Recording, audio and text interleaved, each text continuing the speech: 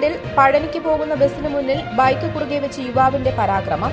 KSRTC bus സ്റ്റാൻഡിൽ ബസിന് കുറുകെ ബൈക്ക് വെച്ച യുവാവ്. മലപ്പുറം സ്വദേശിയായ യുവാവാണ് പഴനിക്ക് പോകുന്ന ബസിന് മുന്നിൽ ബൈക്ക് നിർത്തി ഇതിന് മുകളിൽ ഇരുന്നത്.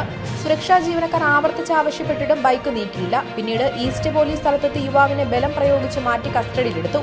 സ്റ്റേഷനിലെത്തിച്ച് ബന്ധുക്കളെ വിളിച്ച് വിവരം ശേഖരിച്ചു. യുവാവിന് മാനസിക അസ്വസ്ഥ്യമുള്ളതായി ബന്ധുക്കൾ അറിയിച്ചു. ബാംഗ്ലൂരു നിംസിൽ ചികിത്സ തേടിയിട്ടുള്ള ആളാണെന്നും യുവാവിന്റെ പിതാവ് പോലീസിനെ അറിയിച്ചു. ബന്ധുക്കളെ പോലീസ് സ്റ്റേഷനിലേക്ക് വിളിപ്പിച്ചു.